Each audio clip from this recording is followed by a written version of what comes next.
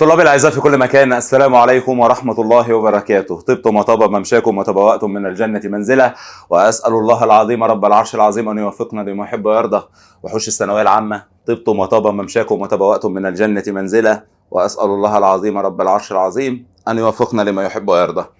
المحاضرة الأولى والمحاضرة التعريفية والمحاضرة التأسيسية، سميها زي ما أنت عايز تسميها، ولكن احنا هنسميها محاضرة تعديل المسار وتصحيح المفاهيم. النهاردة إن شاء الله بإذن الله هنعلمك كيف تتعامل مع جملة النحو بشكل سليم. إن شاء الله بإذن الله هنكون مع حضراتكم النهاردة في محاضرة هنعدل بيها كل السلوكيات اللي احنا كنا بنعملها غلط الفترة اللي فاتت. إن شاء الله هنطور من أدائنا، هنحسن من قراءتنا، هنعرف كيف نتعامل مع الجملة بطريقة سليمة، طريقة بروفيشنال. وإن شاء الله هنبقى موجودين مع بعض طول السنة من خلال المنصة ومن خلال اليوتيوب بإذن الله تعالى. يلا بينا نقول الدعاء بتاعنا اللي احنا متعودين عليه، ونسمي بسم الله ونقول: اللهم لا سهل الا ما جعلته سهلا، فاجعل يا ربي كل شيء سهلا. اللهم لا علم الا ما علمتنا، انك انت العليم الحكيم. يلا بسم الله توكلنا على الله. كيف تتعامل مع جملة النحو بالاصول؟ تعال اقول لك. حضرتك ما بتعرفش تعرب، وحضرتك عندك مشاكل في الاعراب. عارف السبب في ايه؟ السبب ان انت بتدخل على الجملة دخلة مش مظبوطة. الدخلة بتاعتك لازم تكون دخلة اصول، والأصول بتقول: اقرأ الجملة قراءة جيدة. صدقني هتحل مشاكل كتير جدا جدا جدا لو قريت الجملة قراءة جيدة. اقرأ الجملة قراءة جيدة، اتقل عليها، شوحها كده، خدها واحدة يمين واحدة شمال لحد ما تتعود عليها، لحد ما تفهم الجملة وتفهم معناها. اقرأ الجملة قراءة جيدة. طب وبعد ما نقراها هنحدد نوعها. أسأل نفسي: الجملة دي ايه؟ دي جملة اسمية؟ لا دي جملة فعلية؟ لا دي جملة كان؟ لا دي جملة إن؟ دي جملة كاد؟ دي جملة مدح؟ دي جملة ذم؟ خلي بالك عشان الحاجات دي بتفرق جدا معانا، بتفرق جدا واحنا بنحل. يبقى أنا هدخل على الجملة بالأصول، هقرأ الجملة قراءة جيدة بالراحة، سواء كانت أبيات آيات، أنت ماشي واحدة واحدة، اقراها قراءة جيدة. طب بعد ما تقراها قلبها كده في دماغك وافهم معناها، وبعد ما تفهم معناها حدد نوعها قبل ما تسمي الله وتحل حاجة. وبعد كده حط لي ايديك على أركانها. كل جملة من الجمل ليها أركان، هعلمك تحط ايديك على ركنيها. الاسمية تطلع لي منها كذا وكذا، والفعلية نطلع منها كذا وكذا، جملة كان كذا وكذا، وجملة إن كذا وكذا. إذن إحنا هنمسك الجملة بالأصول. مستر، ايه اهمية القراءة اللي انت عمال تتكلم عليها؟ تعال اقول لك اهمية القراءة ايه. اهمية القراءة ان انت لما تيجي تشتغل على جملة زي دي تشتغل صح. انما يخشى الله من عباده العلماء. انما يخشى الله من عباده العلماء. اقراها وقلبها في دماغك وافهم معناها، يا اما هتدخلنا النار. اتحولنا كده من طلبة جاية تحل نحو لكفار. إنما يخشى الله من عباده العلماء. يخشى يعني يخاف. لو سألت حضراتكم مين اللي بيخاف، اوعى تقول لي الله، هتدخلنا النار. يخشى، مين اللي بيخشى؟ العلماء، ده طبيعي. يخافون مين؟ يخافون الله، يبقى الله مفعول به. إذن احنا اتعاملنا مع الجملة بالأصول. يخشى فعل، مين اللي بيخشى؟ العلماء. يخشون مين؟ يخشون الله. إذن الله مفعول به منصوب. كده احنا بنتعامل مع الجملة بالأصول. تاني، لما أقول لحضراتكم: وإذ ابتلى إبراهيم ربه بكلمات فأتمهن. ابتلى يعني اختبر. قلبها يلا في دماغك. ابتلى إبراهيم ربه، مين اللي اختبر مين؟ أكيد ربنا هو اللي اختبر سيدنا إبراهيم. قلبها في دماغك، اقراها حلو، افهم معناها قبل ما ترد عليها. ابتلى، مين اللي ابتلى؟ الله. ابتلى مين؟ إبراهيم، يبقى إبراهيم مفعول به، الله فاعل وإبراهيم مفعول. سهلة، بس اقراها كويس. واقراها كويس يعني امسكها، حللها وافهمها قبل ما ترد عليها. وما يرفع الأوطان إلا رجالها. عايز أحلها يبقى تقلبها في دماغك. يرفع الأوطان، مين اللي بيرفع الأوطان؟ رجالها، يبقى رجالها فاعل. طب والأوطان مفعول به. عارف قبل حصة النهاردة لو سألت حضراتكم دي هتعرب ايه؟ هلاقي ناس بتقول لي اللي بعد إلا بيبقى مستثنى منصوب، وطبعا ده مش مظبوط. يبقى يرفع فعل، الرجال فاعل، يرفعون الأوطان مفعول به. عندنا في القرآن، وممكن تكونوا حضراتكم قرأتم الآية دي أكتر من مرة وما خدتوش بالكم. إذ حضر يعقوب الموت. خدت بالك منها وانت بتقراها قبل كده؟ إذ حضر يعقوب الموت. حضر فعل ماضي. بالله عليك فكر قبل ما ترد، مين اللي حضر؟ الموت. حضر لمين؟ لسيدنا يعقوب.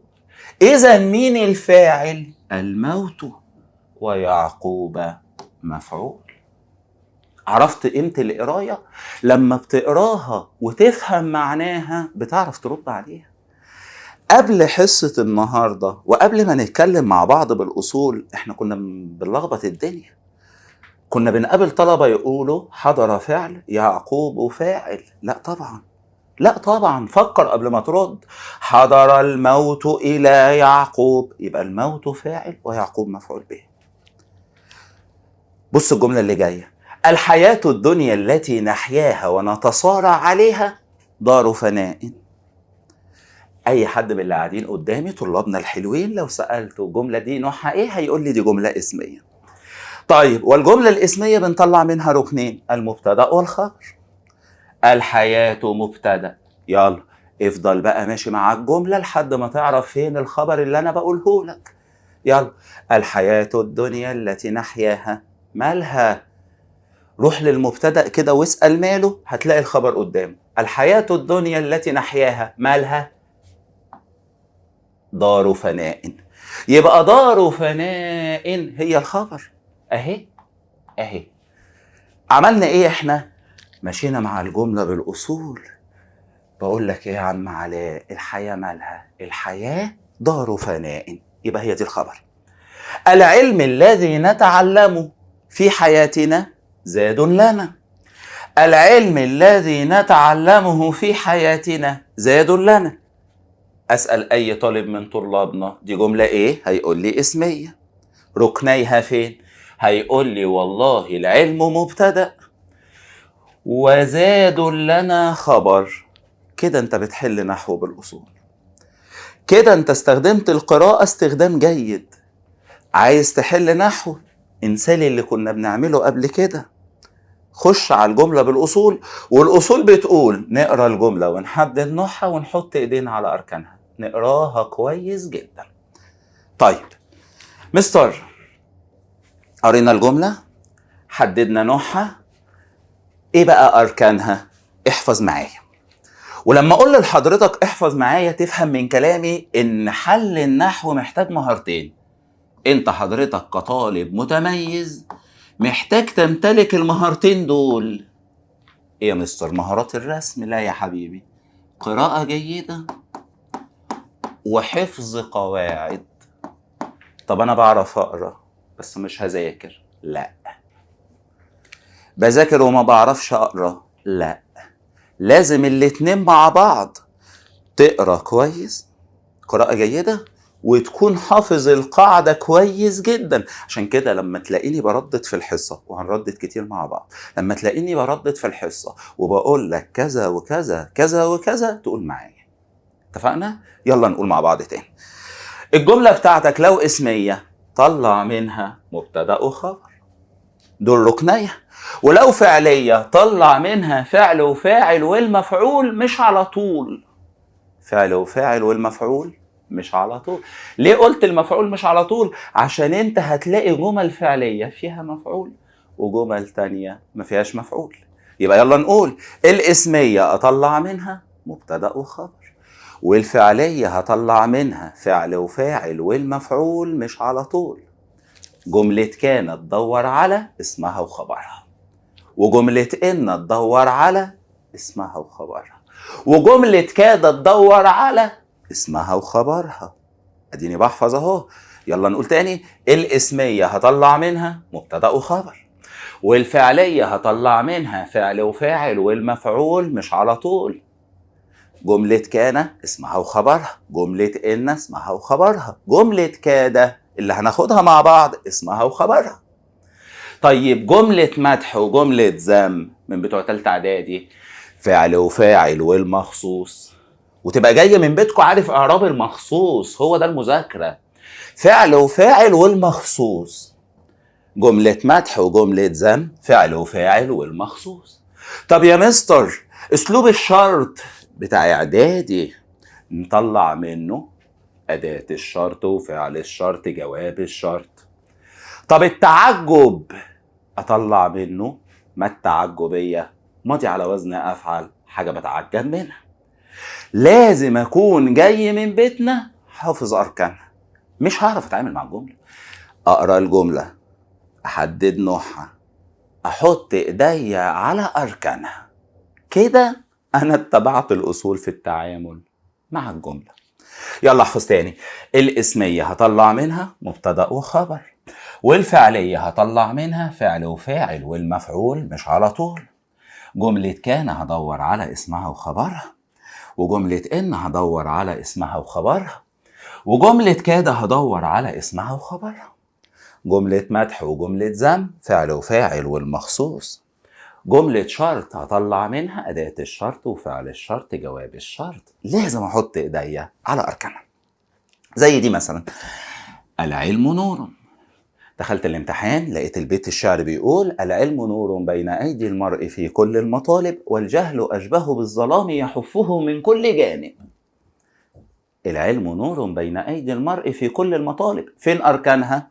العلم مبتدأ والمبتدأ مرفوع، ونور خبر والخبر مرفوع. كده أنا حطيت إيدي على ركنيها، دي الأصول. الجملة الفعلية طلع فعل وفاعل والمفعول مش على طول.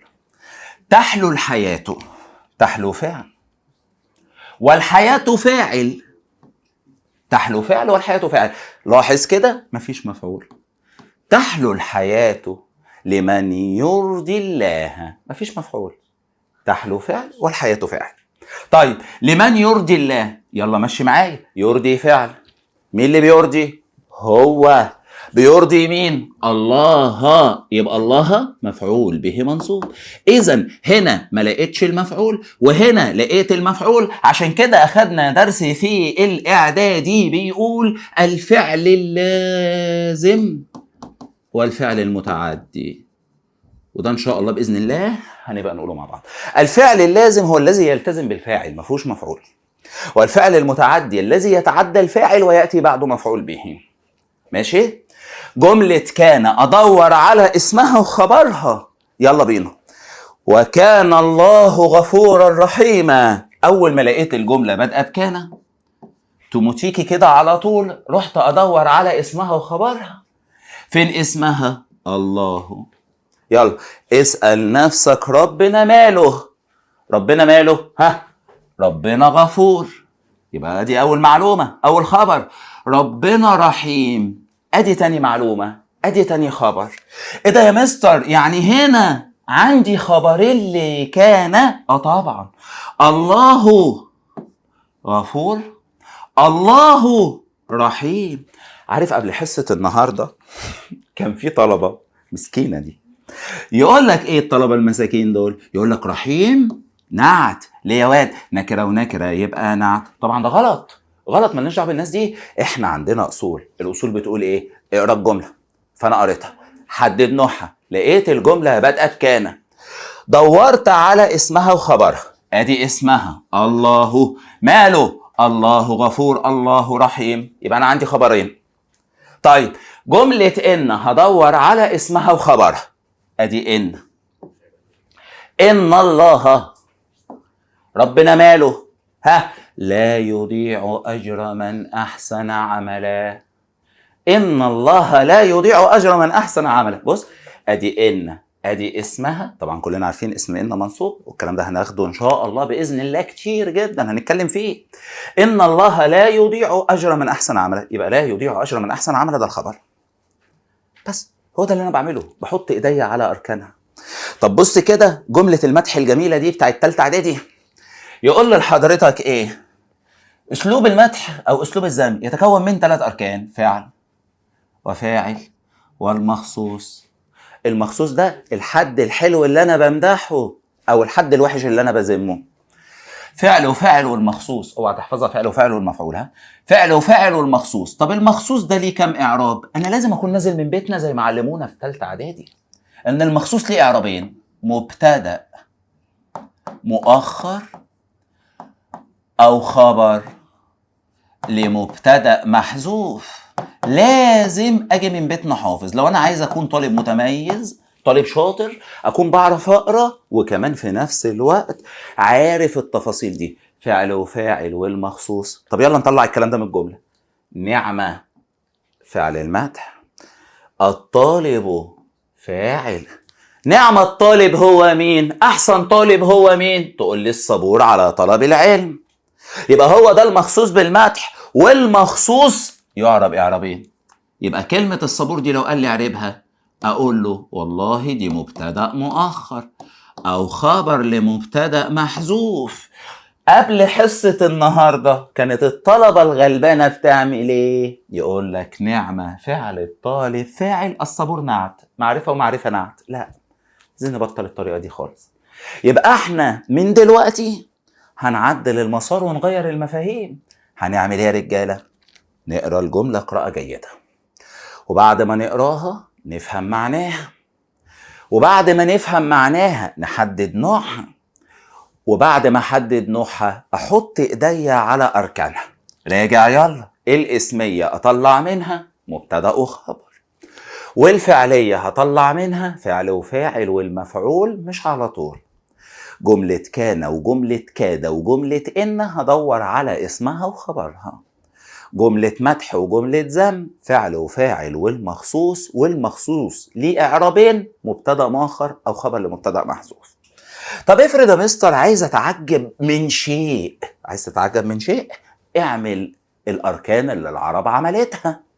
حط ما التعجبية وراها فعل ماضي على وزن أفعل، وراها الحاجة اللي أنا بتعجب منها، يبقى أحط ما التعجبية وراها ماضي على وزن أفعل، الحاجة اللي أنا بتعجب منها. أدي أركان الجملة، دي الأركان اللي أنا لازم أكون حافظها. شفت السماء معجب بيها، أقولها إزاي؟ أقولها ما أجمل السماء. يلا بينا. أدي ما التعجبية هي اسمها كده.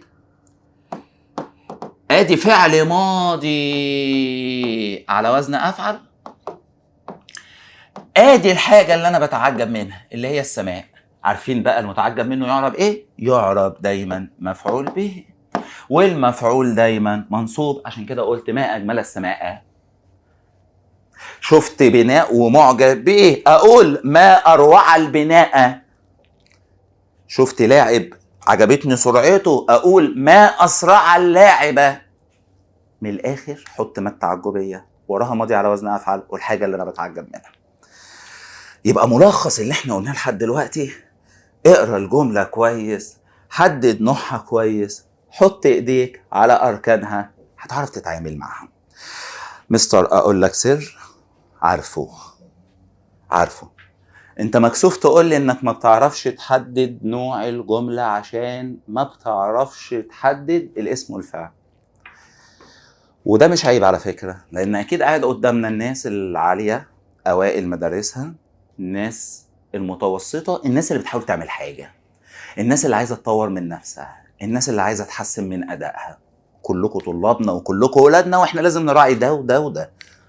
تعالى أقول لحضرتك الفرق بين الاسم والفعل والحرف عشان تعرف ان دي جملة اسمية وجملة فعلية بسهولة.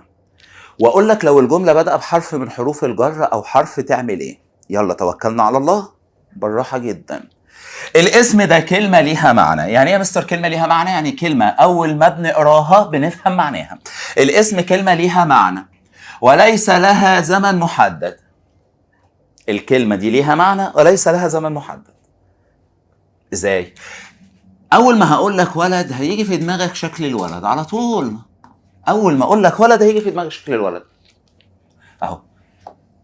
ليه؟ عشان كلمة ولد دي اسم ليها معنى وليس لها زمن محدد. طيب اول ما اقول لك كلمة بنت هيجي في دماغك شكل البنت اهو. هيجي في دماغك شكل البنت. ما تضحكوش عيال على الرسم بتاعي، ها؟ والله جايب 9 من 10 في ثالثه اعدادي. هيجي في دماغك شكل البنت اهو على طول. اول ما اقول لحضرتك حمار هيجي في دماغك شكل الحمار. اعذرني بقى في الحمار اللي انا هرسمه ده. يا نهار ابيض يا جدعان، انا ما اعرفش مين اللي صحح لي الرسم. هيجي في دماغك على طول هذا الشكل. ليه؟ الاسم كلمة ليها معنى وليس لها زمن محدد. عشان نختصر على حضرتك، مش هقعد اقول لك اسم الانسان واسم الحيوان والجماد والبلاد والصفات.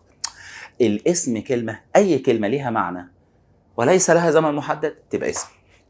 طب والفعل عبارة عن ايه؟ الفعل عبارة عن حدث له زمن.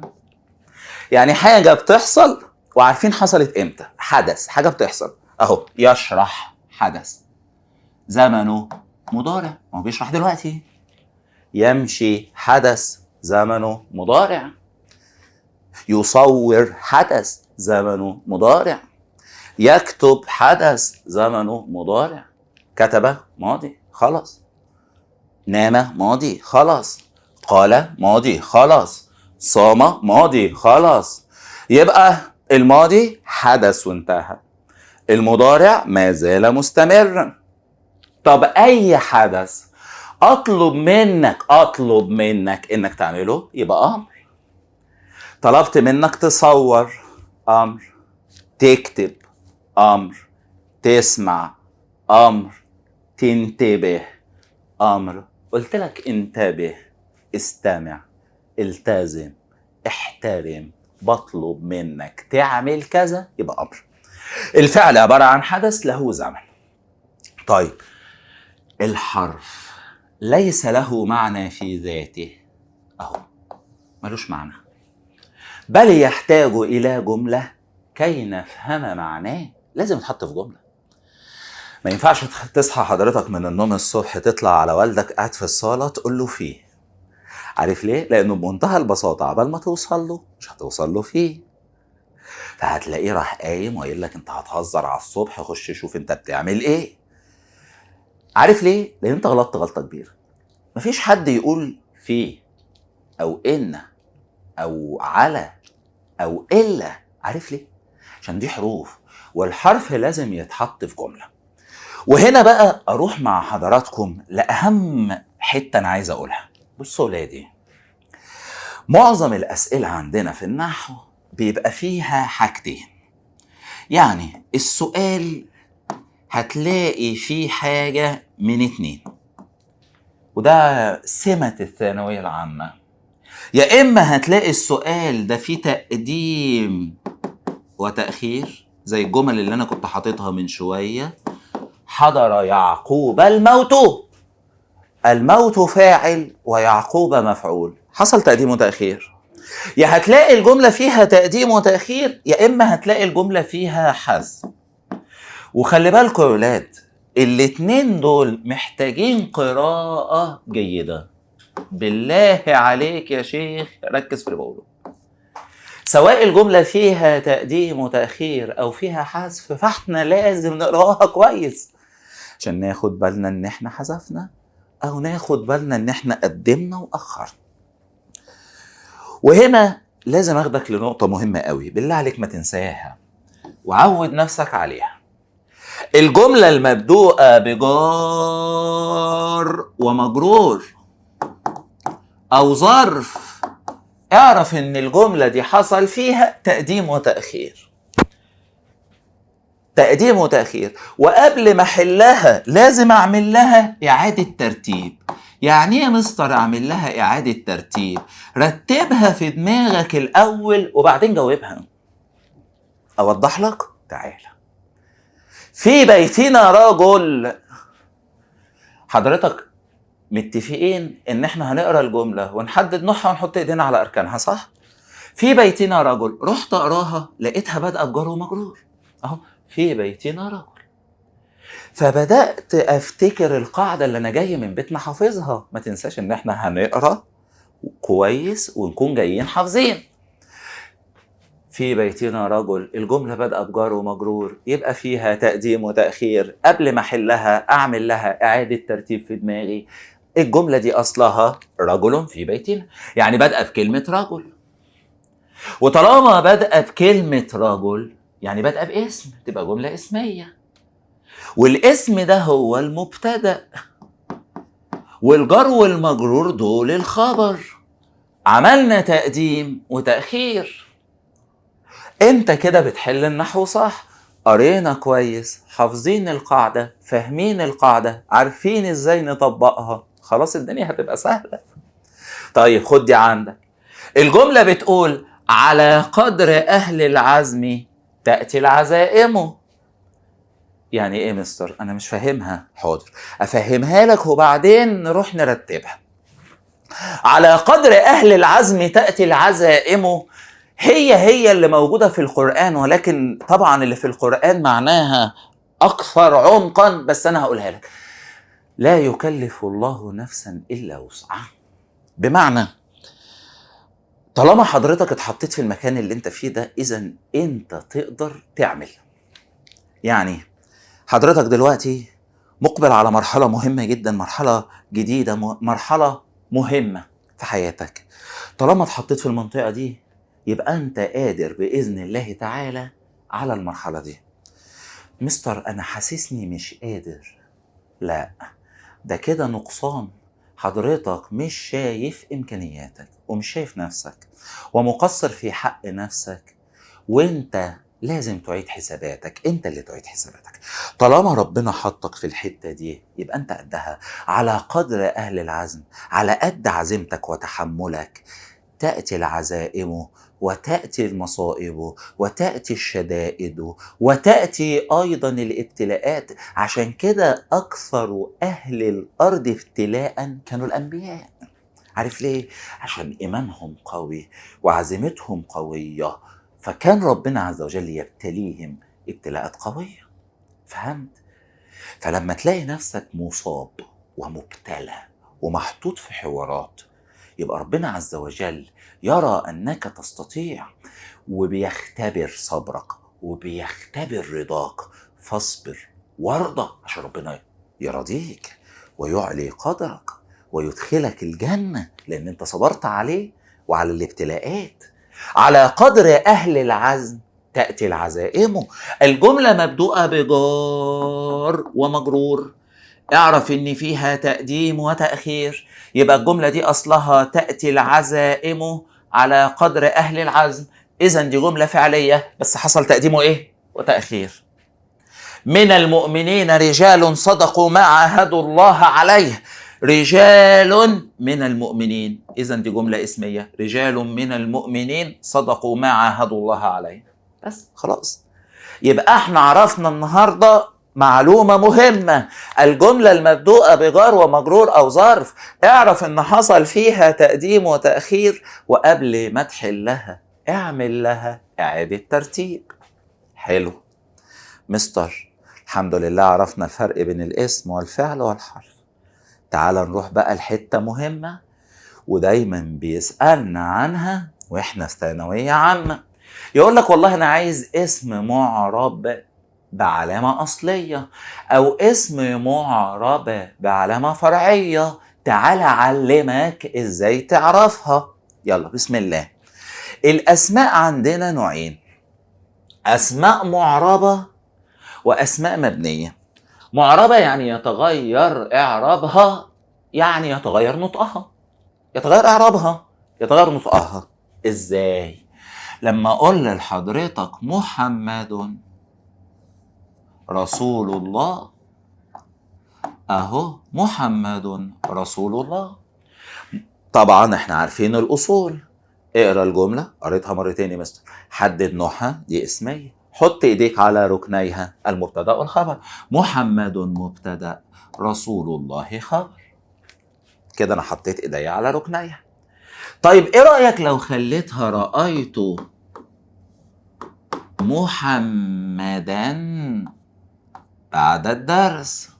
رأيت محمدا، مستر دي فعلية، رأى فعل ماضي، والتاء في محل رفع فاعل عشان انا اللي شفت. محمدا مفعول به، والمفعول دايما منصوب. لاحظنا ايه؟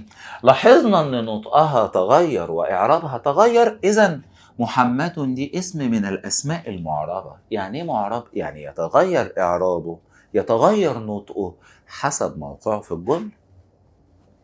سهل اهو.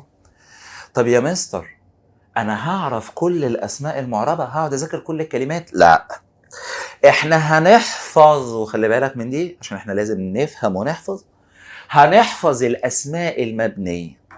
يعني ايه مبنية؟ يعني شكلها ثابت لا يتغير، زي المبنى اللي انا واقف فيه ده ما بيتغيرش، ثابت لا يتغير. هنحفظ الاسماء المبنية، ولما نحفظ الاسماء المبنية اي اسم غير المبنية يبقى معرب. سهل اهو. اي اسم غير الاسماء المبنية يبقى اسم معرب. طيب يلا نحفظ الاسماء المبنية مع بعض. اسماء الاشارة كلها مبنية ما عدا هذان وهاتان. اسماء الاشاره كلها مبنيه. يعني ايه مبنيه؟ شكلها ثابت لا يتغير. اثبت لك. حاضر. هذا تلميذ مجتهد، هذا كتاب جيد، هذا تلميذ مجتهد. الجمله اسميه، هذا اسم اشاره، واسماء الاشاره مبنيه يبقى لازم اقول اسم اشاره مبني. جاي مكان المبتدا يبقى اسم اشاره مبني في محل رفع مبتدا. يعني ايه في محل رفع مبتدا؟ يعني محطوط مكان المبتدا، عشان كده بقول في محل رفع مبتدا. تلميذ خبر. طب تعالى نغير مكانها، نشوف هذا دي كده لو غيرنا مكانها هل هيتغير نطقها؟ بص كده، رأيت هذا التلميذ. بص يا جميل، غيرنا مكانها خليناها مفعول، بس نطقها لم يتغير. عارف ليه؟ عشان اسم مبني. يعني ايه مبني؟ لا يتغير شكلها، لا يتغير نطقها. عشان كده لما اجي اعربها هقول رأى فعل ماضي والتاء في محل رفع فاعل، هذا هو ده اللي شفناه، يبقى اسم إشارة مبني في محل نصب مفعول به. في محل نصب مفعول به يعني قاعد مكان المفعول به. فهمت يعني ايه اسم مبني؟ شكله ثابت لا يتغير حتى لو غيرنا مكانه. ماشي؟ حتى لو غيرت مكانه، حتى لو غيرت مكانه في الجملة، محله الإعرابي هو شكله ثابت لا يتغير.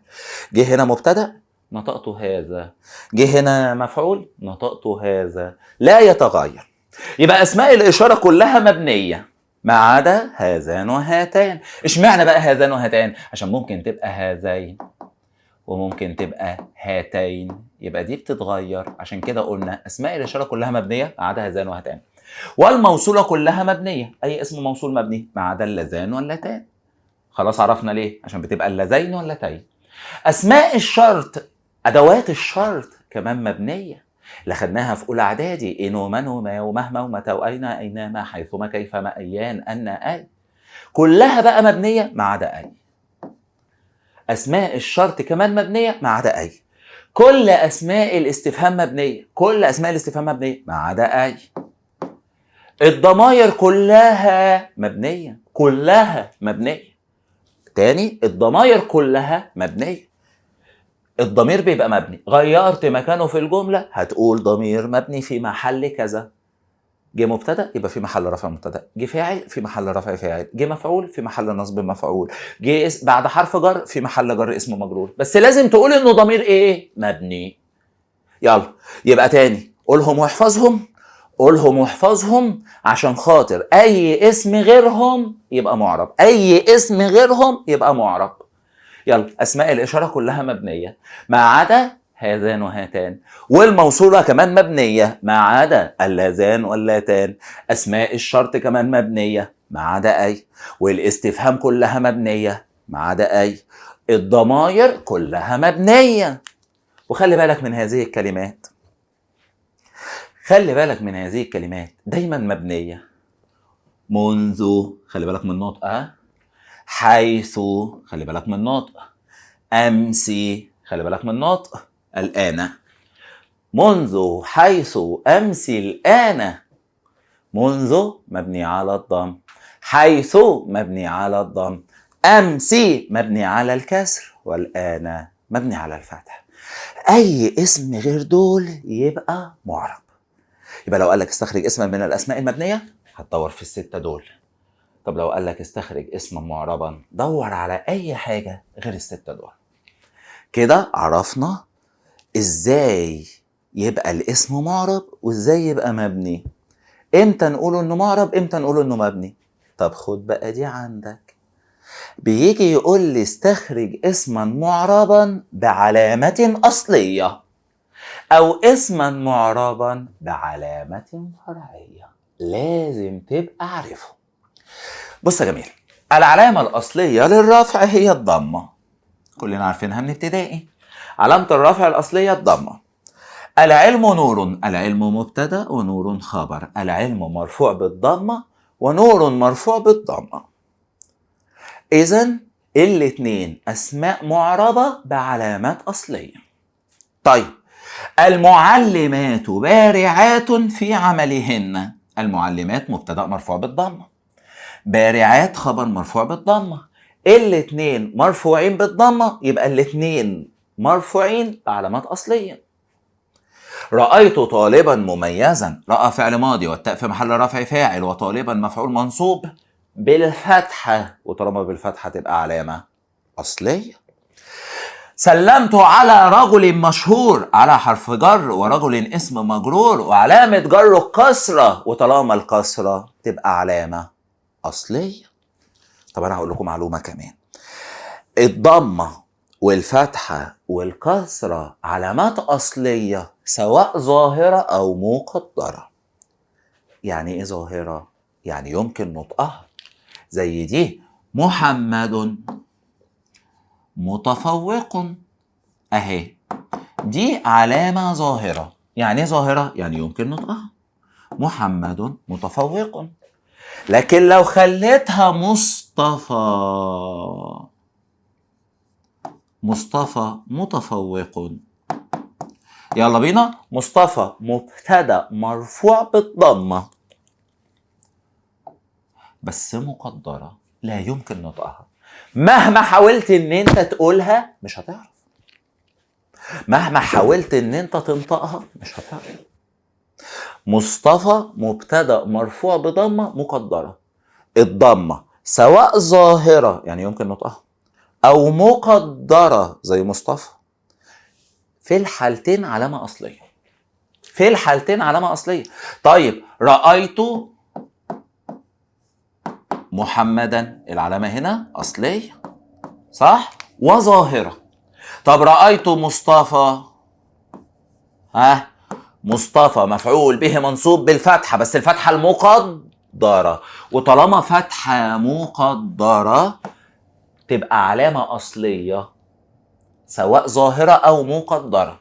لما أقول لحضرتك سلمت على محمد، الكسرة ظهرت. طب سلمت على مصطفى، مش هعرف أنطق الكسرة، تبقى الكسرة علامة أصلية سواء ظاهرة أو مقدرة. مستر، كده عرفنا الحمد لله الضم علامة أصلية في حالة الرفع، الفتحة علامة أصلية في حالة النصب، الكسرة علامة أصلية في حالة الجر. طب أي علامة غير دول تبقى علامة فرعية. أي علامة غير دول تبقى علامة إيه؟ فرعية. هفكرك وإحنا عيال في رابعة وخمسة قالوا لنا المثنى يرفع بالألف وينصب ويجر بالياء. المثنى يرفع بالألف، الألف علامة فرعية لأن العلامة الأصلية هي مين؟ هي الضمة. المثنى يرفع بالألف وينصب ويجر بالياء، يبقى الألف والياء دي علامات فرعية.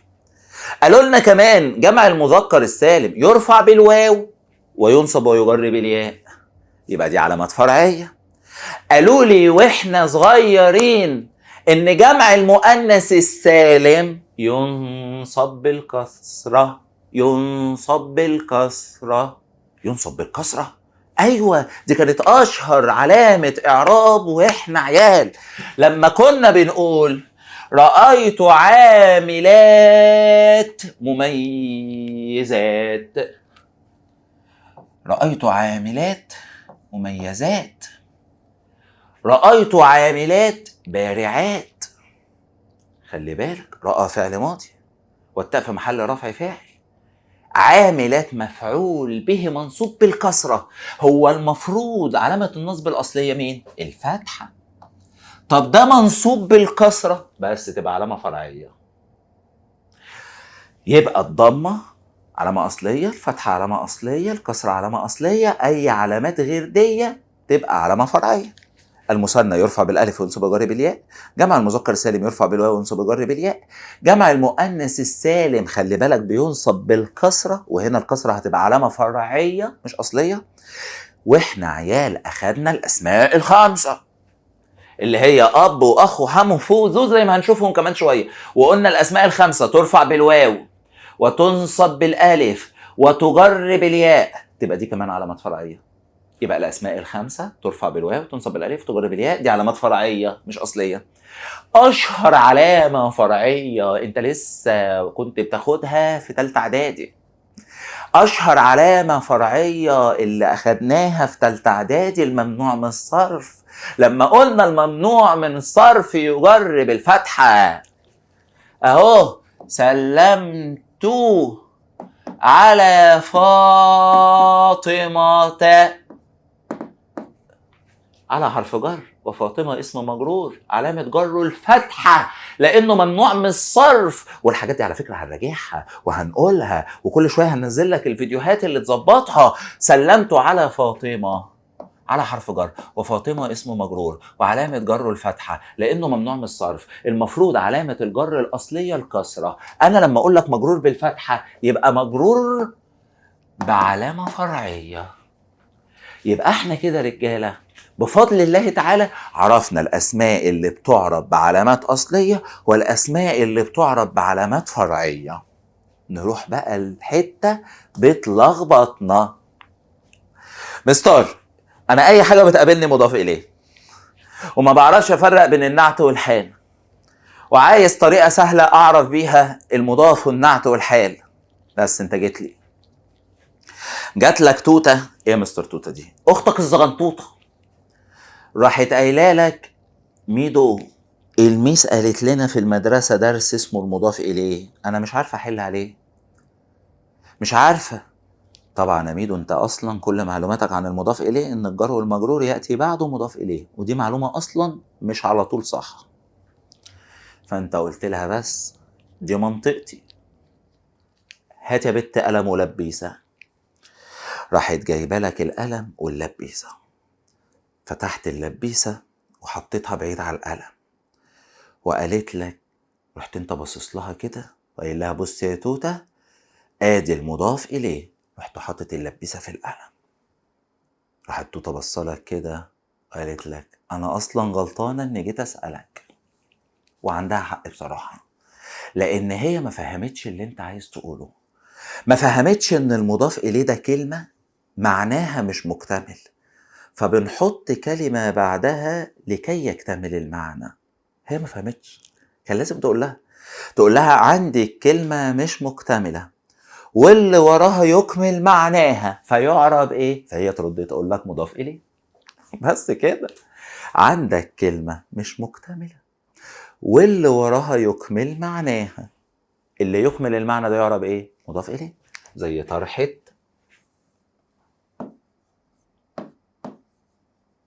سلمى، لو قلت طرحة بس المعنى مش مكتمل، لكن كلمة سلمى كملت المعنى فتعرب ايه، مضاف اليه. درس العربي، كلمة العربي كملت المعنى فتعرب ايه، مضاف اليه.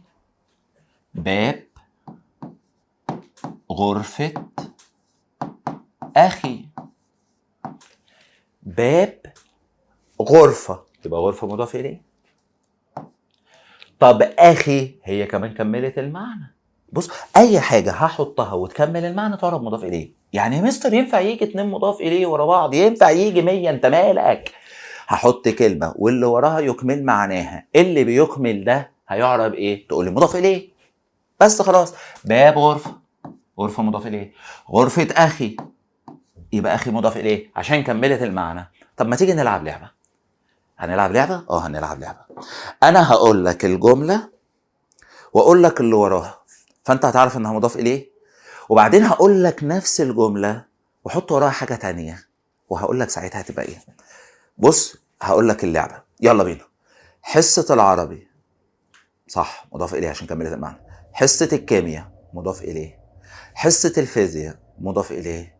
حصة العلوم المتكاملة مضاف اليه. حصة الدين مضاف اليه. طب حصة طويلة، هل اللي انا حطيته ده بيكمل المعنى ولا بيوصف؟ بيوصف، يبقى مش مضاف اليه، يبقى نعت. حصة طويلة نعت. حصة قصيرة نعت. حصة جميلة نعت. حصة مملة نعت. اللي بيوصف يبقى نعت، واللي بيكمل المعنى يعرب ايه؟ مضاف اليه. يبقى تعالى نلعبها كده. بص، قطة علا، علا مضاف اليه، لكن قطة جميلة نعت. قطة كبيرة نعت. فهمتني؟ اللي بيوصف يبقى نعت، واللي بيكمل المعنى مضاف اليه. دي مضاف اليه، لكن دي نعت بيوصف، ودي نعت بيوصف. طيب يبقى الحمد لله عرفنا الفرق بين المضاف والنعت. مستر اقول لك حاجه، قول يا حبيبي. انا ما بعرفش افرق النعت من الحال. طب احفظها لك بطريقه سهله وتفضل ترددها كده في البيت وانت ماشي، الموبايل جنب منك والتاب جنب منك وعمال تردد معايا. يلا قول معايا. عايز افرق النعت من الحال بطريقه بسيطه سهله اهي. ادي اهي جمله وادي اهي جمله. يلا بسم الله. وانت ماشي جوه الجمله، لو قابلتك كلمه بتوصف، ما احنا متفقين النعت بيوصف والحال بيوصف. وانت ماشي جوه الجملة لو قابلتك كلمة بتوصف، خدها وشوفها وصفت مين. طبعا الكلمة اللي بتوصف دي اكيد بتوصف كلمة قبلها. طلعت نكرة بتوصف نكرة، طلعت نكرة بتوصف نكرة يبقى نعت. طلعت معرفة ومعرفة برضو نعت. تاني يلا. وانت ماشي جوه الجملة لو قابلتك كلمة بتوصف، خدها وشوفها وصفت ايه. طلعت نكرة بتوصف نكرة او معرفة ومعرفة يبقى نعت. مش شرط الكلمة اللي بنوصفها تكون قبل منها على طول، ممكن يكون فرق بينهم كبير. فهمتها؟ قولها تاني. وانت ماشي جوه الجملة لو قابلتك كلمة بتوصف، خدها وشوفها وصفت ايه. طلعت نكرة بتوصف نكرة او معرفة ومعرفة يبقى نعت. طب لو طلعت نكرة بتوصف معرفة، لا، لو طلعت نكرة بتوصف معرفة يبقى حال. يبقى حال. لو نكرة بتوصف معرفة حال. عايز تطبيق يا مستر؟ عينيا. بص المتنبي، والمتنبي شاعر كبير، واحنا لازم نبقوا بندربوا نفسنا على ابيات وايات. المتنبي قال ابتهاجا بقدوم فصل الربيع: اتاك الربيع الطلق، اتاك الربيع الطلق يختال ضاحكا من الحسن حتى كاد ان يتكلم. الربيع جاء مختالا ضاحكا من الحزن حتى كاد أن يتكلم، من كتر جماله كاد أن يتكلم. أنا اللي طالبه من حضراتكم خدوا دقيقة وطبقوا كل اللي أنا عملته. يعني اقرأ الجملة وفكر فيها، وبعدين حدد نوعها وحط إيديك على أركانها، وفكر وركز يلا وطبق كل اللي أنا قلته. أتاك الربيع الطلق يختال ضاحكا. بعد ما تخلص اتفضل مشكورا شوف لي إعراب كلمة الطلق وشوف لي إعراب كلمة ضاحكا. أتاك الربيع الطلق يختال ضاحكا. الناس الجميلة اللي بتعرف تقرا زمانها ظبطتها. أتاك قالوا لنفسهم أتى فعل ماضي. مين اللي جه؟ خلاص، ما انت قريت حلو فهتعرف تحل. الربيع هو اللي جه، أتاك الربيع. جالك انت بس خلاص، يبقى انت المفعول به. بس بعد اذن حضرتك ده ضمير صح، فلما تيجي تعربه لازم تقول انه مبني. يلا، ضمير مبني في محل نصب مفعول به. أتاك الربيع. شفت عملت ايه؟ قريت الجملة، حددت نوعها، حطيت ايديا على اركانها، وبعدين لقيت كلمة الطلق بتوصف الربيع، واللي بيوصف يا نعت يا حال. طلعت معرفة ومعرفة يبقى نعت. وطبعا كلنا طالعين عارفين ان النعت بيتبع ما قبله في الاعراب، ده فاعل مرفوع يبقى ده نعت مرفوع. أتاك الربيع الطلق يختال. ايه مصر يختاله ده؟ يختاله ده يعني يمشي مبتهجا بنفسه، فرحان بقى، فرحان بنفسه بقى. يا ارض تهدي ما عليك قدي. دول اللي وصفهم ربنا عز وجل قائلا ان الله لا يحب كل مختال فخور. الناس اللي بتبقى ماشيه على الارض مش عاجبها حد، دي مش شايفه حد دي. يختال. مين اللي بيختال؟ يلا فكر بالراحه. مين اللي ماشي فرحان؟ ها، ايوه شاطر، الربيع. يبقى الفاعل مستتر تقديره هو، يعود على الربيع. القراءة الجيدة عزيزي الطالب والله اللي هتخليك تحل. يختاله. ها، مين اللي بيضحك؟ ضاحكا دي بتوصف مين؟ بتوصف الربيع. طلعت نكرة بتوصف معرفة يبقى حال، والحال دايما منصوب. كده حضرتك حطيت ايديك صح على الجملة، فصصتها. مسكت بيت من ابيات الشعر المحترمة فصصته، عرفت تطلع كل محتواه.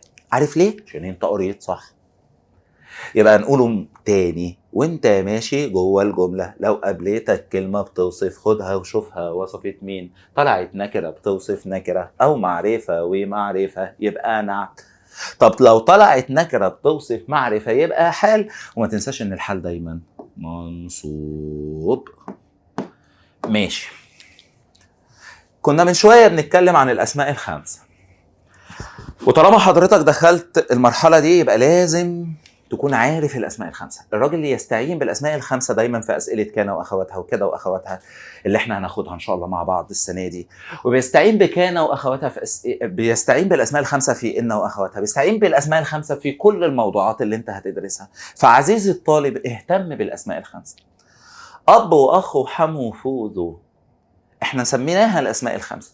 طبعا فو اللي هو الفم، وذو بمعنى صاحب. ماشي، عشان بس نبقوا مركزين قوي. اب واخ وحم وفوزو دي اسمها الاسماء الخمسه. لسه كنت بقول لك من شويه تعرف دايما بعلامات فرعيه، ترفع بالواو وتنصب بالالف وتجر بالياء. ترفع بالواو وتنصب بالالف وتجر بالياء. امتى؟ ركز، ها، امتى نقول كده؟ لو لقينا بعدها مضاف اليه، سواء المضاف اليه ده اسم او ضمير. لو لقينا بعدها مضاف اليه سواء اسم او ضمير. يعني ايه؟ بص يا جميل، لما اقول لك ابو بكر، ابو بكر اول الخلفاء الراشدين. اول الخلفاء ايه؟ ابو بكر اول الخلفاء. طبعا ابو بكر مبتدأ واول الخلفاء خبر. طب المبتدأ ده مرفوع بايه؟ تقول لي والله ده مبتدأ مرفوع بالواو. وطالما مبتدأ مرفوع بالواو يبقى مرفوع بعلامة فرعية. طبعا بكر هنا تكمل المعنى وتعرف مضاف إليه. أبو بكر أول الخلفاء، أول الخلفاء خبر. صعبة؟ مش صعبة. الأسماء الخمسة ترفع بالواو وتنصب بالألف وتجر بالياء، بس لازم يجي وراها مضاف إليه. بص معايا، لما اقول لحضرتك ابوك ذو فضل علي، ابوك ذو فضل علي او ابوك ذو فضل عليك، الجمله اسميه. بص يا جماعه، انا قريت الجمله مرتين وخدتوا بالكم انا كل جمله باجي اتعامل معها قدامكم بقراها مره واتنين. ولادي حبايبي، القراءه والفهم وبعدين الحل. طيب، ابوك ذو فضل، ابوك مبتدأ مرفوع بالواو عشان اسم من الاسماء الخمسه، يعني مرفوع بعلامه فرعيه. الكاف ايوه برافو، ضمير مبني في محل جر مضاف اليه. ماله ابوك؟ ذو فضل، خبر مرفوع بالواو، عشان احنا اتفقنا ذو بمعنى صاحب، اسم من الاسماء الخمسه ترفع بالواو وتنصب بالالف وتجر بالياء. اهو خبر مرفوع بالواو، يبقى ده مبتدا مرفوع بالواو وده خبر مرفوع بالواو. وطبعا ذو فضل يعني صاحب فضل، فضل مضاف اليه عشان بتكمل المعنى، صاحب فضل مضاف اليه. تعالى الجملة الثانية، إن أباك. المرة دي لقينا الجملة بادئة بإن، خلي بالك، إن أباك ذو فضل علي، إن أباك ذو فضل علي. طالما الجملة بادئة بإن، راجع يلا أدور على اسمها وخبرها. فين اسم إن؟ أباك. اسم إن ماله؟ منصوب، طالعين من ابتدائي عارفينها، اسم إن منصوب بالألف لأنه من الأسماء الخمسة. فين الخبر؟ ذو فضل، خبر إن مرفوع بالواو، يبقى ده اسم إن منصوب بالألف وده خبر إن مرفوع بالواو. طب كان أبوك ذا فضل، لقيت الجملة بادئة بكان، أدور على اسمها وخبرها. شفت الأصول؟ أدي اسمها على طول مرفوع بالواو، وأدي خبرها على طول منصوب بالألف، عشان دي أسماء خمسة.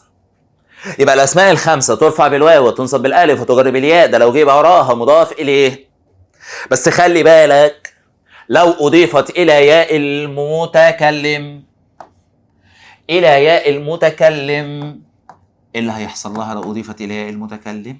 لا، تعامل معاملة الكلمات العادية، ترفع بالضمة، تنصب بالفتحة، تجر بالكسرة المقدرة. لو قلت أبي، بص ياء المتكلم أهي، أبي دي بقى ترفع بالضمة، لو هي مبتدأ يبقى مبتدأ مرفوع بالضمة، لو هي فاعل مرفوع بالضمة المقدرة طبعا، وتنصب بالفتحة المقدرة وتجر بالكسر المقدرة. خلي بالكم يا ولاد، إذا أضيفت إلى ياء المتكلم ما بنعتبرهاش من الأسماء الخمسة.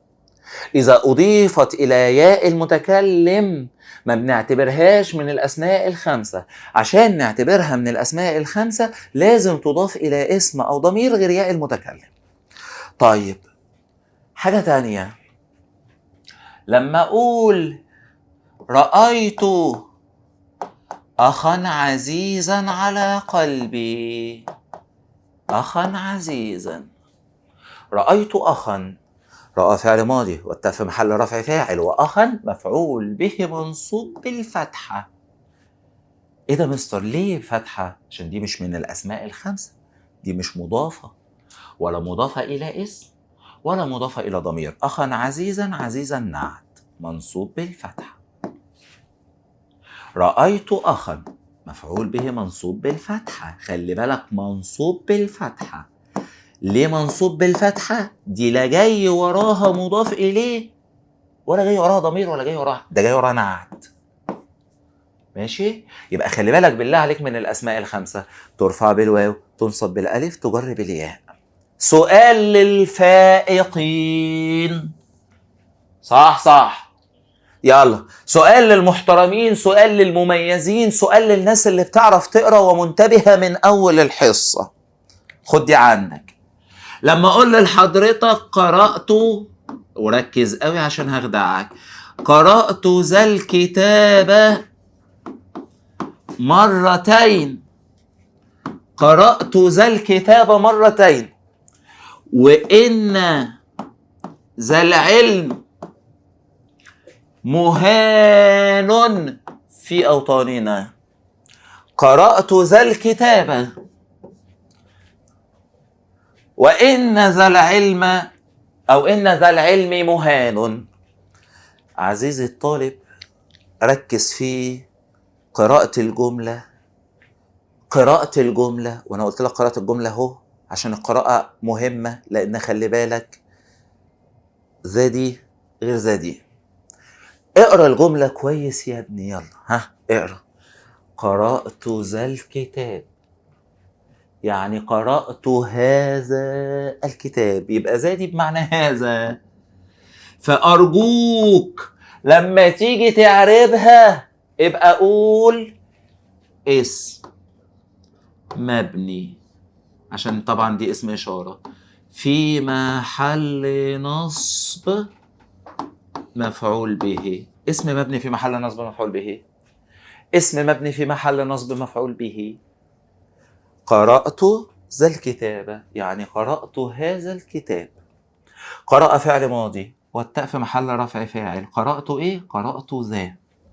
ذا يعني قرأت هذا. اسم إشارة مبني في محل نصب مفعول به. يجي طالب محترم يقول لي هو ليه مستر الكتاب مش مفعول به؟ عشان احنا لسه واخدينها في تالتة اعدادي.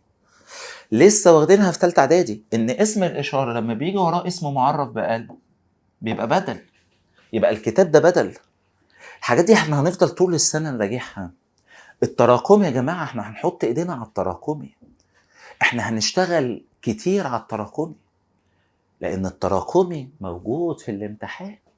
احنا ملتزمين بالمنهج ولكن التراكمي موجود في الامتحان، بس هناخده اضافي، هناخده من باب وذكر فإن الذكرى تنفع، هناخده من باب يلا باشا روق على نفسك عشان تقفل المادة، هناخده من باب احنا خلصنا وحلينا وظبطنا يلا نزود، يلا نطعم، يلا ندي معلومات إضافية. قرأت ذا الكتاب يعني قرأت هذا الكتاب. اسم إشارة مبني في محل نصب مفعول به. طب بص بقى دي، إن ذا العلم مهان، يعني إن صاحب العلم مهان. يبقى ذا دي اسم من الأسماء الخمسة، فلما تيجي تعربها بقى اعربها اسم إن منصوب بالألف لأنه من الأسماء الخمسة، وطبعا اللي وراها يكمل المعنى ويعرب مضاف إليه. صاحب العلم، العلم مضاف إليه. إن صاحب العلم ماله؟ مهان. خبر إن مرفوع بالضمة. جميلة. يبقى هنا ذا وهنا ذا، بس دي بمعنى هذا، فلما جينا نعربها قلنا اسم مبني عشان اسم إشارة طبعا في محل نصب مفعول به، ودي برضو ذا بس طبعا بمعنى صاحب، فلما جينا نعربها قلنا اسم إن منصوب بالألف. آخر حاجة، إيه ده بس آخر حاجة؟ احنا لسه لنا لقاءات تتوالى إن شاء الله بإذن الله مع الحاجات دي، متشغلش بالك. اظبط نفسك انت بس النهارده كده وعدل لي سلوكك. يعني احنا سميناها حصة ايه؟ تعديل المسار. تعديل المسار يعني اللي احنا كنا عاملينه السنين اللي فاتت، وحل النحو بالشبه، ويلا بينا اللي ما تعرفهاش تبقى مضاف اليه، واللي حاسسها بتوصف اي حاجة تبقى حال. لا الكلام ده مش هينفع. خلاص خلاص يا باشا، خش الجملة بالاصول، تلاقيها فيها تقديم وتأخير اعدلها، تلاقيها فيها حاجة محذوفة حاول تفهمها. خلاص بقى انا معاك ان شاء الله لحد ما تبقى متمكن في قراءتك، ونعدل من سلوكياتك في التعامل مع المادة، وده بياخد وقت شوية، وان شاء الله بإذن الله مع تتابع الحصص والتأكيد على المهارات دي هتلاقي الامور زي الفل. ادينا مساحة نعدل لك ونطور لك ونظبط لك، وكل حاجة هتلاقيها بتتحسن ان شاء الله تدريجيا شيئا فشيئا، وان شاء الله الامور هتتظبط. دول حلوين ومهمين وهنحفظهم. ليه هنحفظهم؟ عمو بيستعين بيهم كتير من اولى لثالثه ثانوي. مين دول؟ دول كلمات بنعاملهم معامله جمع المذكر السالم. يعني كلمات ترفع بالواو ماشي، وتنصب وتجر بالياء. يعني كلمات تعرب بعلامات فرعيه، اهو علامات فرعيه. طبعا احنا اتفقنا اي علامة غير الضمة وغير الفتحة وغير الكسرة بنسميها علامة فرعية. طيب هذه الكلمات ترفع بالواو تنصب وتجر بالياء. احفظوا. قولوا يعني اصحاب ماشي. قولوا اهلون وبنون وسنون علمون ارضون وزو. زو مش ذو، ذو اهي واو واحدة عشان برضو تبقى عارف ذو واو واحدة، لكن دي زو باتنين واو. قولوا أهلون وبنون وسنون علمون أرض زو. ألفاظ العقود سموناها ألفاظ العقود عشان احنا بنزود 10 اللي هم 20 30 40 50. العقد 10 سنين. تاني قولوا أهلون وبنون وسنون علمون أرض وزو. ألفاظ العقود 20 90. هذه الكلمات تعامل معاملة جمع المذكر السالم، يعني ترفع بالواو وتنصب وتجر بالياء. حلو. تعال نجرب. الله عز وجل يقول: يؤتي الحكمة من يشاء ومن يؤتى الحكمة فقد أوتي خيرا كثيرا. يؤتي الحكمة من يشاء. وهنا بقى أكلم حضراتكم وانتم مقبلون على مرحلة كلنا بنبص بقى فيها لبعض، اللي هي ايه؟ الواد يروح من مستر، ده الواد ده مستر بيقعد في الحصة، الله أكبر عليه، الله أكبر عليه، وما بنقولش الله أكبر. عارف هنا بقى أنا لازم أقول لك: يؤتي الحكمة من يشاء. الله عز وجل يرزق من يشاء بغير حساب. بمعنى ايه؟ ده بقى واحد من الناس ربنا عطيله رزقه كله في الحتة دي كده، بفهمها وهي طايرة. فبالله عليك ما تحسدوش فيها، لأن ربنا نهانا إن احنا نبص في أرزاق بعض أصلا. هو رزقه كله هنا. ممكن تلاقيه ضعيف جسديا وكل يوم عند الدكتور، وممكن تلاقيه يتيم، وممكن تلاقيه لطيم فقد أمه، وممكن تلاقيه فقير، بس هو رزقه كله في الحتة دي. فما تقعدش بقى حضرتك تبص له في الحتة اللي هو حلو فيها، عشان انت عندك حاجات تانية هو حرم منها. يؤتي الحكمة من يشاء ومن يؤتى الحكمة فقد أوتي خيرا كثيرا. إذن ذكاء اللي انت عمال تحسده عليه ده رزق من الله، هو عطيهوله. طب خد بقى بالك: وما يذكر إلا أولو الألباب. وما يذكر إلا أولو الألباب. هات لي الآية كده ونفذ لي كل اللي قلناه. وما يذكر إلا أولو الألباب. مين اللي بيتدبر؟ مين اللي بيتذكر؟ مين اللي بيفتكر الكلام ده؟ أولو الألباب. يلا طبق كل اللي قلناه. يذكر فعل، اسأل نفسك مين اللي بيتذكر؟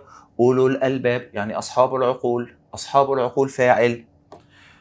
احنا متفقين ان أولو بتعامل معاملة جمع المذكر السالم، يعني ترفع بالواو. أولو فاعل مرفوع بالواو، وطالما مرفوع بالواو تبقى علامة فرعية. يلا: ووهبنا له أهله ومثلهم معه ورحمة منا وذكرى لأولي الألباب. لأولي، شفت المرة دي؟ لأولي. عارف ليه قلنا أولي؟ عشان اللام حرف جر، وطبعا أولي اسم مجرور، وطالما مجرور هتجر بياء. الحمد لله رب العالمين. ما احنا متفقين: قولوا أهلون وبنون وسنون علم أرضون وذو. الحمد لله رب العالمين. رب العالمين. بقول لك ايه، تعالى نلعب اللعبة تاني. هقول لك انا الجملة وانت تقول لي نعت ولا مضاف، ماشي؟ اقول لك الجملة وانت تقول لي نعت ولا مضاف. ابدأ العب. رب الكون مضاف اليه، صح، شاطر. رب الناس مضاف اليه، الله. رب العالمين مضاف اليه. رب الخلق مضاف اليه. رب البيت مضاف اليه، لان الكلمه بتكمل المعنى. طب لو قلت رب عظيم نعت، رب حكيم، رب قدير، رب عليم، رب بصير، رب جبار، كل ده بيوصف، واللي بيوصف يبقى نعت. بس خلاص، شفت اللعبه بقت سهله. الحمد لله رب العالمين. العالمين مضاف إليه مجرور بالياء. ماشي، يبقى قولوا أهلون وبنون وسنون علمون أرض وذو. ألفاظ العقود 20 لحد 90 تعامل معاملة جمع المذكر السالم. بس أنا عندي تعليق صغير: هذه الكلمات لو جاء بعدها مضاف إليه لازم أشيل النون. يعني أقول مرت، زي جمع المذكر السالم يا ولاد، زي جمع المذكر السالم. أقول مرت سنون العمر، يبقى غلط عشان العمر مضاف إليه فلازم أشيل النون. أقول اتحد بنون العروبة، غلط، لازم أقول اتحد بنو العروبة. زي حبيبي جاء معلمون الفصل، غلط برضو، لازم أقول جاء معلم الفصل. طالما وراها مضاف إليه لازم أشيل النون. يبقى قولوا وأهلون وبنون وسنون وعالمون وأرضون وذو. وألفاظ العقود تعامل معاملة جمع المذكر السالم. هنستخدمها كتير، هنستخدمها في كان، هنستخدمها في كاد، هنستخدمها في إن، هنستخدمها في كل الموضوعات اللي هندرسها. ركز فيها عشان إحنا بنحط أسس هنمشي عليها. جينا لمرحلة الحل. ومرحلة الحل هي المرحلة اللي حضرتك بتشوف فيها هل سلوكك بدأ يتغير ولا لا. مش ماسكين نفسنا بنجلدها ومش بنحاول ان احنا نعاقبها. احنا بنعمل ايه؟ بنشوف هل حصل تغيير في السلوك ولا انا لسه على وضعي القديم. احنا بنحاول نعدل السلوك. طب وبعد كده النتائج هتظهر تدريجيا وشيئا فشيئا. اهم حاجه يا باشا خش على الجمله بالاصول. يلا بسم الله، تعال نحل شويه مع بعض، وهسيب لك بقيه الPDF ده تحل منه حضرتك ان شاء الله مع نفسك، واجاباته هتبقى موجوده ان شاء الله باذن الله على المنصه، وهننزل برضو الاجابات PDF على اليوتيوب. سواء بتشوفنا منصه بتشوفنا يوتيوب، فانت حضرتك كده كده هتلاقي ان شاء الله الاجابات موجوده. واحده واحده نحترمه. واقرا بقى حلو، اقرا حلو القراءه الجيده. نحترم اهلينا ونحترم اهالينا. الله الله، نحترم اهلينا ونحترم اهالينا. اول حاجه قريتها مرتين عشان اخد بالي من اهلين واهالي. شفت؟ يلا، نحترم فعل، احنا اللي بنحترم يبقى احنا الفاعل. نحترم اهلينا مفعول به. طب انا كلمة اهلين دي كنت لسه بحفظها دلوقتي من دقيقتين فوق. اهلون اللي هي اهلين. ها، نحترم اهلينا مفعول به منصوب بالياء عشان دي بتعامل معاملة جمع المذكر السالم. طب نحترم اهالينا، نحترم فعل، احنا الفاعل، اهالي مفعول به منصوب بالفتحة لان دي كلمة عادية. اهالي كلمة عادية مش محتاجة ان هي تتنصب بالياء. يبقى واحدة منصوبة بالياء عشان بتعامل معاملة جمع المذكر السالم، والتانية منصوبة بالفتحة. ماشي؟ شفت قراءتك الجيدة، شفت تعاملك الجيد، بس ما تنساش انك لو مش حافظ القاعدة مش هتعرف تحل. لو مش حافظ القاعدة، لو مش حافظ أولو وأهلون وبنون وسنون وعلمون وأرضون وزوج، مش هتعرف تحل. طيب، اهتم الأب ب. طبعا طالما في حرف جر يبقى الكلمة اللي وراها مجرورة. بنين. مستر. ايه يا حبيبي المستر؟ خلي بالك انت غلط في ايه يا حبيبي؟ ده هو حاطط ضمير، يعني حاطط مضاف اليه، فلازم اشيل النون. 5 عليك يا واد. صح، لازم اشيل النون لان انا لسه قايل لك من شويه. هذه الكلمات تعامل معامله جمع المذكر السالم، وجمع المذكر السالم لما بحط وراه مضاف اليه بشيل النون. يبقى اهتم الاب ببنيه مش بنينه، النون لازم تتشال. اهتم الاب ببنيه. جميله دي بقى، جميله جميله. اقرا كويس، انا هسيبك تقرا، هسيبك تقرا البيت وتفكر فيه. حلوه ومحتاجه منك قراءه جيده. يلا اتفضل، مش هتكلم. حاول تقرا رقم 3 وحاول ان انت تجيب اعراب ذو الجلاله وتجيب اعراب وقاره بالراحه. خش عليها بالاصول، حدد نوعها، حط ايديك على اركانها، شوف لي ذو الجلاله جايه ليه، جايه بتوصف مين. افتكر اللي بيوصف بيبقى ايه، هتعرف تحل على طول. ويعلم الله ذو الجلالة أن لغير الله ما رجونا وقارا، لسوى الله ما رجونا وقارا. يعلم الله، ورحنا قايلين ذو الجلالة. طبعا يعلم فعل، والله فاعل. وصفنا ربنا، خلي بالك من كلمة وصفنا. ها، وطالما وصفنا ينعت يا حال. وصفنا ربنا ان هو ذو الجلالة. دي ايه؟ نعت طبعا. ليه يا مستر؟ عشان ذو الجلالة معرفة معرفة بالإضافة. معرفة ومعرفة يبقى نعت. طبعا نعت مرفوع بالواو عشان اسم الأسماء الخمسة. لغير الله ما رجونا وقرا. رجونا يعني طلبنا، طلبنا. وقارا طلب فعل، احنا الفاعل، وقارا تبقى مفعول به، يبقى نعت مرفوع ومفعول منصوب. ما تنساهاش. زرت أخي أمس. عايز أعرف كلمة أمس. مستر علاء حفظني. منذ، حيث، أمسي، الآن. اسم مبني. طب منذ اسم مبني على الضم، طب حيث اسم مبني على الضم، طب أمسي اسم مبني على الكسر. خلي بالك، اسم مبني على الكسر. لعل دي جامدة، لسه حلل زيها. لعل ذا الفقير يرضى. لعل ذا الفقير يرضى.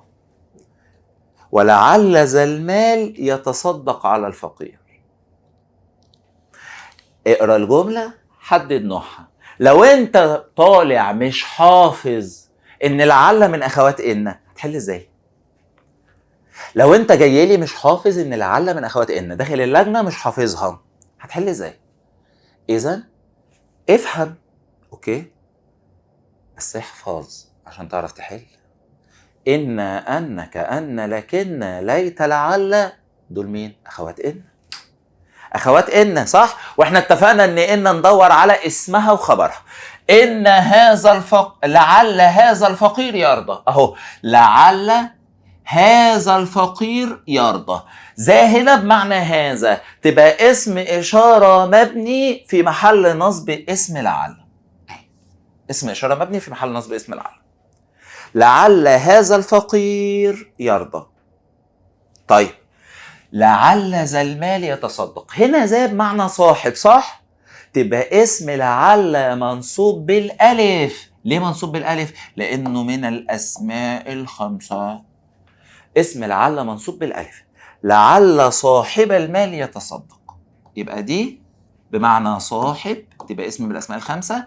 ودي بمعنى هذا، تبقى اسم مبني في محل نصب اسم ان. اللي وراها، بين نوع الفعل اللي اشتمل عليه البيت. الافعال اللي موجوده في البيت دي تعال نحاول نعرف نوعها. اذا بليت، بليت خلاص. فثق بالله، بطلب منك. وارضى به. ان الذي يكشف البلوى هو الله. يلا بينا، قلت لك الماضي حدث وانتهى. بليت خلاص. ثق، بطلب منك، امر. وارضى، بطلب منك، امر. يكشف البلوى، مستمر، يبقى مضارع. ماضي، امر، امر، مضارع. وصلت؟ وتعاونوا على البر والتقوى.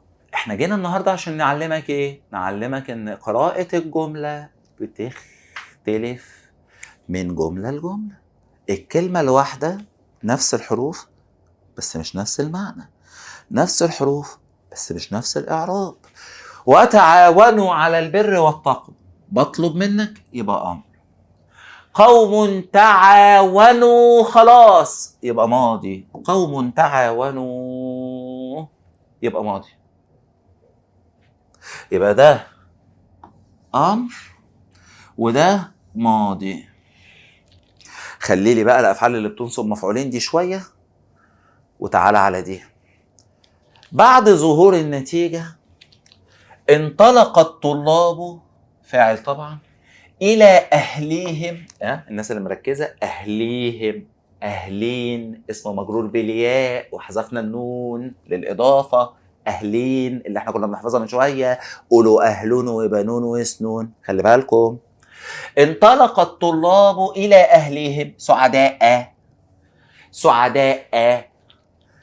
انطلق فعل، الطلاب فاعل، سعداء بتوصف الطلاب، عندك نكرة بتوصف معرفة، يبقى حال. حال دايما منصوب. يطلع لي طالب ابن ناس متربي، عيل مش عايز يفوت حاجة، عيل عايز درجات التعبير ومش عايز يغلط في الإملاء. يقول لي بقول لك يا مستر، مش المفروض انطلق الطلاب سعداء يا راجل بقى، عيب عليك، عيب عليك. ليه يا مستر؟ عشان سعداء اخرها همزة قبلها ألف، واي كلمة اخرها همزة قبلها الف اوعى تحط بعدها الف. يعني ايه؟ يعني ان شاء الله باذن الله لما تنتهي من المرحلة اللي انت فيها وتظبط حالك وتبقى دكتور قد الدنيا، عندك عياداتك وتنزل مواعيدك، ابقى اكتب لي ان المواعيد بتاعت العمل من 5 مساء من غير تنوين، وحتى 8 مساء من غير تنوين. ايه ده مستر هشتغل 3 ساعات بس؟ ما انت عندك عيادة تانية في حتة تانية، الله يسهل لك حالك. هو انتوا بتدوسوش غير مدرسين؟ يبقى مساء ما حطش الف عشان الهمزة قبلها الف. شربت ماء ما تحطش الف. اكثر اهل الارض بلاء ما تحطش الف. لو لقيت قبلها الف اوعى تحط بعدها الف. يلا يا عم اتعلم، يلا اتعلم وظبط، واحنا وراك لحد ما تظبط قراءة وكتابة عشان كله يتظبط، عشان نشوف الدرجات بفضل الله اللي احنا بنشوفها عند ولادنا الجمال اللي بيبقوا طالعين من الامتحان ظابطين اختيارات من متعدد وظابطين مقالي وتعبير. انه جملة من دول تخلو من المضاف اليه؟ تخلو من المضاف اليه يعني ما فيهاش مضاف اليه. انه جملة من دول تخلو من المضاف اليه؟ قرأت ديوان المتنبي، طبعا المتنبي يكمل المعنى ورا المضاف اليه، يبقى هنا في مضاف اليه. استمعت الى شعر الحماسة، طبعا كلمة الحماسة تكمل المعنى وتعرف مضاف اليه. تفوقت بنت الجيران، الجيران مضاف اليه عشان كملت المعنى. انا عايز جملة ما فيهاش مضاف اليه. طيب اعجبت بالطالب المجتهد، المجتهد نعت ما فيش مضاف اليه، يبقى هي دي الجملة اللي بتخلو من مضاف اليه. تمر السنون، تمر فعل والسنون فاعل مرفوع بالواو علشان عملتها معاملة جمع المذكر السالم. طب لو خليتها بقى تمر السنون العمر، لا لا ما تقولش سنون العمر، تقول لي شيل النون، لان احنا كنا بنتنطط من شوية ونقول لو جاء بعدها مضاف اليه لازم النون تتشال. بقول معلمو الفصل بنو العروبة، ما بقولش بنون العروبة، يبقى لازم اشيل النون. تمر السنون، لكن لو حطيت وراها مضاف اليه لازم اشيل النون. طيب ولادي حبايبي هي هنا مرفوعه بايه؟ تقول لي مرفوعه بالواو لانها تعامل معامله جمع المذكر السالم، يعني معربه بعلامه فرعيه. كده المحاضره الاولى انتهت، والمحاضره الجايه هتبقى اجمد منها باذن الله تعالى. حاولنا بقدر الامكان ان احنا نحط ايديكم على اهم النقاط، نحط ايديكم على الحاجات اللي هتخليك تعدل مسارك، تغير تفكيرك، تبص للجملة بصة مختلفة، تعرف ان المادة بتاعتنا لغة، واللغة محتاجة ممارسة وقراءة جيدة وفهم جيد وممارسة كتيرة وحل وتدريب. ولذلك احنا ان شاء الله بإذن الله هندي الحل وقت طويل جدا، وهندي محاضرات فيها حل كتير، وهننزل على المنصة، وإن شاء الله كمان ناويين نعمل لكم حصص على اليوتيوب في نهاية كل وحدة أو في نهاية كل شهر، حصة فيها شوية حل عشان خاطر حضراتكم تبقوا معانا أبديت على طول باستمرار. إن شاء الله بإذن الله هنكون معاكم من أول السنة لحد آخرها على المنصة بتاعتنا اللي هنحط اللينك بتاعها، وهنكون معاكم إن شاء الله على قناة اليوتيوب بتاعتنا إن شاء الله بإذن الله. دمتم موفقين ومسددين بإذن رب العالمين. أنا كنت مبسوط إن إحنا مع بعض، أتمنى إن أنتوا كمان تكونوا مبسوطين. نشوفكم على خير بإذن الله تعالى.